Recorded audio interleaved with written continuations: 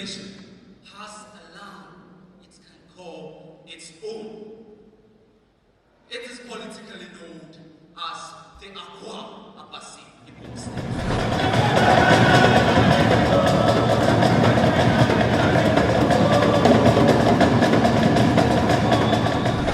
What Oto-Obong Uwah has done at his age, his station in life, the capacity with which he has brought, the quality of work he has done, the ability to assemble you, even to come and listen to the presentation of you, and the people he has brought in, is a thing that we commend. I congratulate you for your courage, diligent vision, and thoughtfulness in writing the book we are launching today. I believe this book will add to the literature of the Ibibios. As we rejoice with you, please, I'm begging, let us not forget the words of Mohammed Hassan. The heroes of the society are those who have the characteristics and qualities that society appreciates widely. People imitate their behaviors and values. I pray as society rises to the challenge of producing the right caliber of heroes and heroines. God bless you. If our culture, the African culture, the Ibibio culture, the culture that you all represent, has any effect on our economy. The reason why culture is important, especially in a multi-dimensional and multi-tribal environment like this, is that we are all tribesmen and women. What comes naturally to us are the things we get from home, our language, the food, the clothing, and all of that. And because we're a conglomeration of many people, unless we make deliberate effort to listen in empathy with the intention to understand what the other tribesman is saying, then their story cannot be my story. And if they don't listen to me, then my story cannot be their story. Within all of us here, the people, Ibibio people, there's the fear of, will this language survive? And I think I've got that answer this afternoon. Will the Ibibio language survive? And I'll take it from the words of Mahatma Gandhi before he was assassinated in 1948. The great Mahatma Gandhi had said that any language that tries or attempts to be exclusive will not survive. So we should ask ourselves, is the Ibibio language, or are the promoters of Ibibio attempting to be exclusive?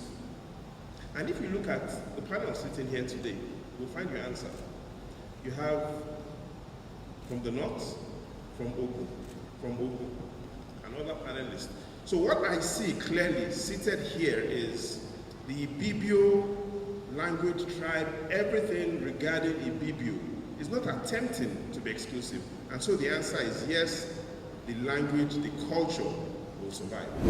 Our culture is linked very directly to our current development as well as our future development. However, there's an intermediary between the cultural dimension and the development dimension that we must very clearly put into perspective, and that is our politics. I don't mean partisan politics along party lines.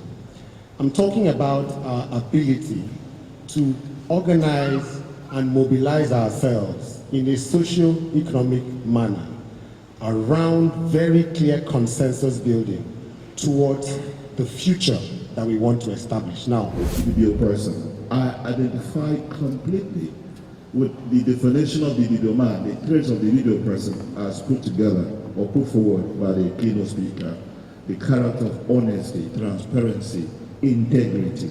So that's what we are always known for. But in the global discussion, the Ibibio man, like you said, sir, we go out there, we should be proud of what we have. We pretend we know so much of other things. But what do we know of ourselves? In the course of doing that, we seem to have lost what is positive in us while trying to imbibe the negative from outside. So let's try to find a middle point where we can propel our society forward. In the upbringing of our people, to inculcate that in them, especially the younger generation, to let them know the good values, just as the last speaker was mentioning, do not lose the good values of your culture and the traditions and what have you, so that if you incorporate it into the self-development as a person, you appreciate it and you carry it in everything that you do, including in your workplaces. There's culture in workplaces, and you deploy the good values of your culture in anything that you do. Thank you for inviting us. On behalf of the Ibibios, we ask that you should please give us our Ibibio names.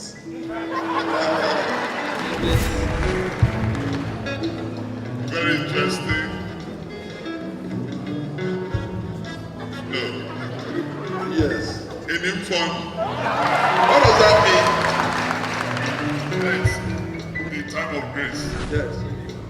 An Obong. It means a gift from God.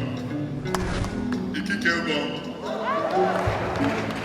It means the wisdom of God. Ikike is different than wisdom. It's inner wisdom of God. What has this book contributed to knowledge, if any? My God, what a question. I'd like to read the answer from the author himself on that before I put my own. Ladies and gentlemen, the author answers that question clearly in page 400. He says it is definite that new knowledge has been added to the already existing body of knowledge. An expansion of topics to give more research prominence and a different presentation of some historical matter based on the results of new research. If what he has said about himself was not true, trust me, I would have stood here to say, hey boy, that kind of abracadabra won't work. But believe me, Professor Ekong has already confirmed that, and I stake my honor to say that this book is true about what he has said. There is no Ibibio person here sitting who will read this book without having an improved positive consciousness. No Ibibio person. This book is one to render its shining and guiding light to the future. From the lamppost of cultural anthropology, you are welcome to explore Ibibio Nation, history, and culture. On behalf of Oto-Obong Uwah Ibibio, the king of the Ibibio land, I hereby unveil this